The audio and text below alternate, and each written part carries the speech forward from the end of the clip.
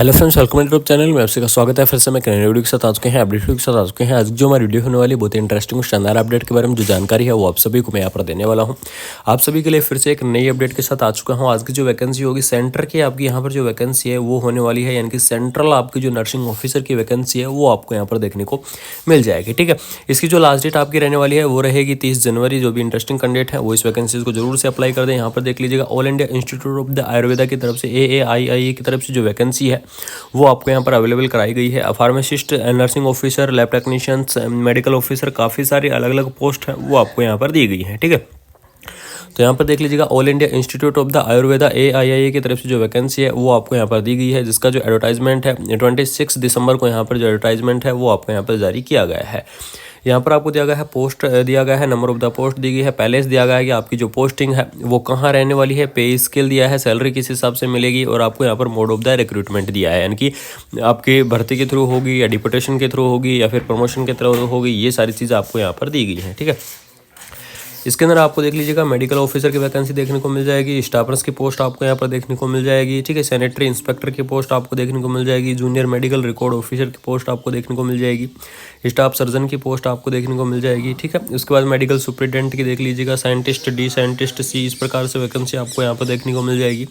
Pharmacist की जो post है वो भी आपको यहाँ पर देखने को मिल जाएगी। मेडिकल लैब टेक्नोलॉजी जो DMLT से रिलेटेड चीज़ें होती हैं उसकी भी यहाँ पर जो पोस्ट है वो आपको देखने को मिल जाएगी। ठीक है, फार्मासिस्ट, लैब टेक्नीशियन, सभी पोस्ट आपको यहाँ पर देखने को मिल जाएंगे। तो इनकी जो डिटेल में चर्चा है वो हम यहाँ पर करने वाले हैं, क्या क्या इसकी क्वालिफिकेशंस रहने वाली है, सभी चीज़ों के बारे में यहाँ पर जो डिस्कस है वो मैं करूँगा। तो स्टाफर्स की वैकेंसी से यहाँ पर जो स्टार्टिंग है वो करने वाले हैं। तो यहाँ पर देख लीजिएगा, मेडिकल ऑफिसर के लिए आपको MBBS की डिग्री की आवश्यकता होगी, यानी कि जिन कैंडिडेटों के पास MBBS डिग्री है वो कैंडिडेट क्या कर सकते हैं, मेडिकल ऑफिसर की जो पोस्ट है उसको अप्लाई कर सकते हैं। उसके बाद यहाँ पर देख लीजिए, स्टाफर्स की पोस्ट दी गई है, जिसकी जो सैलरी है वो आपको लेवल 7 के हिसाब से मिलेगी, यानी कि 44,900 रुपये आपका यहाँ पर क्या रहेगा, बेसिक रहेगा इस वैकेंसीज का, और सैलरी आपकी 1,42,000 रुपये तक रह सकती है। ठीक है, एज लिमिट के बारे में अगर मैं यहाँ पर डिस्कस करूँ तो 35 ईयर यहाँ पर क्या रहेगी, इसकी जो एज लिमिट है वो आपको यहाँ पर देखने को मिल जाएगी, यानी कि 35 ईयर तक के जो कैंडिडेट हैं वो क्या कर सकते हैं, इस वैकेंसीज को अप्लाई कर सकते हैं। उसके बाद में यहाँ पर देख लीजिएगा, एसेंशियल क्वालिफिकेशंस के बारे में अगर मैं डिस्कस करूँ तो BSc हॉर्न्स और BSc जो नर्सिंग जो कैंडिडेट है वो इस वैकेंसी को क्या कर सकते हैं, अप्लाई कर सकते हैं, या फिर BSc नर्सिंग आयुर्वेदा वाले जो कैंडिडेट हैं वो भी क्या कर सकते हैं, इस वैकेंसीज को अप्लाई कर सकते हैं। और इसमें पोस्ट BSc वाले कैंडिडेट भी क्या है, अलाउ हैं। तो जिन कैंडिडेटों ने पोस्ट BSc की है वो कैंडिडेट भी क्या कर पाएंगे, इस वैकेंसीज को अप्लाई कर पाएंगे, यानी कि इसके अंदर आपको स्पष्ट लिखा हुआ है BSc नर्सिंग कैंडिडेट अप्लाई कर पाएंगे, post BSc nursing candidate apply कर पाएंगे। ठीक है, उसके बाद BSc हॉर्न्स नर्सिंग जो कैंडिडेट हैं वो भी अप्लाई कर पाएंगे, और BSc जो आयुर्वेदा वाले जो कैंडिडेट हैं वो कैंडिडेट भी क्या कर पाएंगे, इस वैकेंसीज को अप्लाई कर पाएंगे। ठीक है, यहाँ पर देख लीजिएगा, डायरेक्ट रिक्रूटमेंट आपको यहाँ पर दी गई है, यानी कि CBT एग्जाम के माध्यम से आपका यहाँ पर जो सिलेक्शन है वो करवाया जाएगा। उसके बाद में जो सबसे बड़ी इंपॉर्टेंट चीज़ है, GNM वाले कैंडिडेटों के पास, तो GNM के कैंडिडेट भी क्या कर पाएंगे, इस वैकेंसीज को अप्लाई कर पाएंगे। लेकिन यहाँ पर GNM कैंडिडेटों के पास क्या मांगा है, एक्सपीरियंस मांगा गया है आपको। जो जिन कैंडिडेटों को GNM कर रखी है उनको 2 ईयर का एक्सपीरियंस यहाँ पर चाहिए, वो भी सो बेडेड हॉस्पिटल का। ठीक है, यानी कि जिनके पास 100 बेडेड हॉस्पिटल का 2 ईयर का एक्सपीरियंस है वो कैंडिडेट क्या कर सकते हैं, इस वैकेंसीज को आप अप्लाई कर सकते हैं। ठीक है, उसके ये तो स्टाफ नर्स की पोस्ट के बारे में जो डिटेल में चर्चा थी मैंने बता दी है, क्वालिफिकेशंस वगैरह सारी चीज़ों के बारे में यहाँ पर जो डिस्कस है वो मैंने कर दिया है। उसके बाद में आपको फार्मासिस्ट की वैकेंसीज के बारे में भी यहाँ पर मैं डिस्कस करूँगा कि फार्मासिस्ट के लिए कौन कौन कैंडिडेट क्या कर सकता है, इसको अप्लाई कर सकता है। तो फार्मासिस्ट के लिए आपको जो कैंडिडेट अप्लाई कर पाएंगे वो कर पाएंगे जिनके फार्मेसी, ठीक है, यानी कि देख लीजिएगा, फार्मासिस्ट वाले कैंडिडेट अप्लाई 29,200 रुपये सैलरी रहेगी, 92,000 रुपये तक सैलरी पहुंच सकती है। एज लिमिट आपकी 27 ईयर। ठीक है, यानी कि 27 ईयर तक के जो कैंडिडेट हैं वो इस वैकेंसीज को अप्लाई कर पाते हैं।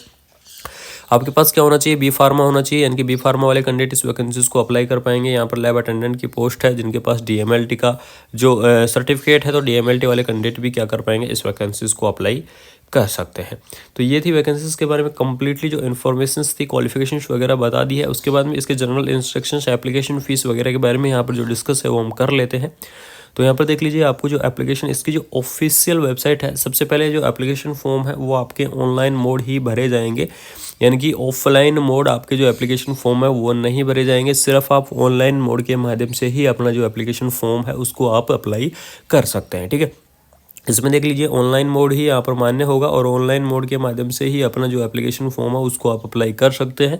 बात करें इसकी ऑफिशियल वेबसाइट के बारे में तो www.aiiarecruitment.org क्या है, इसकी ऑफिशियल वेबसाइट है और इसी ऑफिशियल वेबसाइट के माध्यम से जो एप्लीकेशन फॉर्म है उसको आप अप्लाई कर पाएंगे। ठीक है, उसके बाद में नेक्स्ट हम यहाँ पर चलते हैं एप्लीकेशन फ़ीस के बारे में यहाँ पर थोड़ा सा डिस्कस कर लेते हैं। तो इसकी जो एप्लीकेशन फ़ीस है वो आपकी क्या रहने वाली है, तो यहाँ पर देख लीजिएगा एप्लीकेशन फ़ीस आपकी ओबीसी और ईडब्ल्यूएस कैटेगरी के लिए यानी कि जिसका पे मैट्रिक्स लेवल 10 है उनके लिए यहाँ पर 1,000 रुपये एप्लीकेशन फ़ीस रहेगी। लेकिन आपकी जो स्टाफ नर्स की जो पोस्ट है, स्टाफ नर्स की पोस्ट के लिए आपको यहाँ पर 500 रुपये जो एप्लीकेशन फ़ीस है वो आपको यहाँ पर पे करना पड़ेगा जनरल ओबीसी ईडब्ल्यूएस के लिए, और SC ST के लिए 250 रुपये जो एप्लीकेशन फ़ीस है वो आपको यहाँ पर पे करनी है। ठीक है, उसके बाद में यहाँ पर देख लीजिएगा एज रिलैक्सेशन आपको दिया गया है कि एज रिलैक्सेशन आपको किस प्रकार से मिलने वाला है। तो यहाँ पर देख लीजिएगा SC और ST कैटेगरी के लिए आपको 5 ईयर का एज रिलैक्सेशन रहेगा, OBC के लिए आपको 3 ईयर का रहेगा, PWD के लिए 10 ईयर का रहेगा, PWD OBC के लिए 13 ईयर का, PWD SC के लिए 15 ईयर का।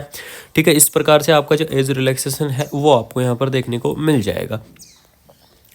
उसके बाद में यहाँ पर कुछ और इंस्ट्रक्शन दिए गए हैं। यहाँ पर देख लीजिए आप मोड ऑफ द सिलेक्शंस आपको यहाँ पर दिया गया है। कम्प्लीटली आपको एग्जाम्स शेड्यूल्स वगैरह आपको यहाँ पर बताए गए हैं कि CBT एग्जाम के माध्यम से आपका जो एप्लीकेशन फॉर्म है वो आपका होने वाला है। डॉक्यूमेंट्स वेरिफिकेशंस की डिटेल आपको यहाँ पर दी गई है कि डॉक्यूमेंट्स वेरिफिकेशंस के लिए आपको कौन कौन से डॉक्यूमेंट्स चाहिए। अगर किसी कैंडिडेट को अगर वीडियो चाहिए या फिर PDF चाहिए वो तो कमेंट बॉक्स में ज़रूर बता दें, उनको यहाँ पर जो PDF है वो व्हाट्सअप ग्रुप के अंदर यहाँ पर मैं उपलब्ध करा दूँगा। ठीक है, तो ये जो वैकेंसीज़ के बारे में कम्प्लीटली जो इन्फॉर्मेशंस थी कि एक एक डिटेल के बारे में, जनरल इंस्ट्रक्शंस के बारे में, लास्ट डेट के बारे में, सभी चीज़ों के बारे में यहाँ पर जो मैंने डिस्कस है वो कर दिया है। अगर फिर भी अगर किसी कैंडिडेट को अगर कोई डाउट है और वो अपनी डाउट क्लियर करना चाहता है तो कमेंट बॉक्स के अंदर बता दीजिए, या फिर टेलीग्राम चैनल से या फिर व्हाट्सअप ग्रुप से जुड़ जाइए और वहाँ जाके अपना जो डाउट है उनको क्लियर कर सकते हैं। ठीक है, लेकिन एक जो सबसे बड़ी इंपॉर्टेंट चीज़ आप सभी को मेरे को यहाँ पर बतानी है, जिन कैंडिडेटों ने UPCHO, ठीक है, यानी कि जिन कैंडिडेटों ने UPCHO का जो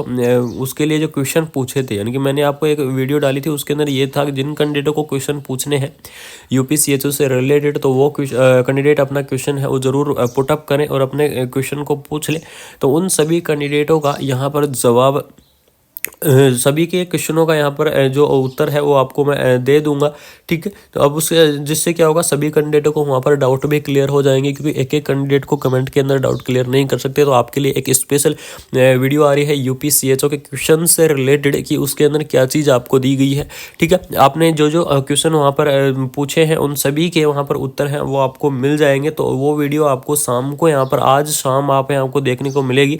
तो सभी से निवेदन है कि उस वीडियो को देखना ना भूलें, जिससे आपके जो कंप्लीट डाउट है वो क्लियर हो जाएंगे। अगर फिर भी कोई डाउट बचते हैं या कोई और चीज़ें आपको वहाँ पर पूछनी है तो आप उस वीडियो के कमेंट के अंदर आप ज़रूर बता दीजिएगा। आगे फिर आपके लिए बहुत ही बढ़िया डिटेल में वीडियो मैं आपके पास लेकर आ जाऊंगा। तो ये इन्फॉर्मेशन आप सभी को पहुंचानी थी। अगर वीडियो अच्छी लगी तो चैनल को सब्सक्राइब और बेल आइकन को ऑन कर दीजिएगा, जिससे ऐसे अपडेट वीडियो हम आपके पास टाइम से लाते रहेंगे। Thank you so much. जय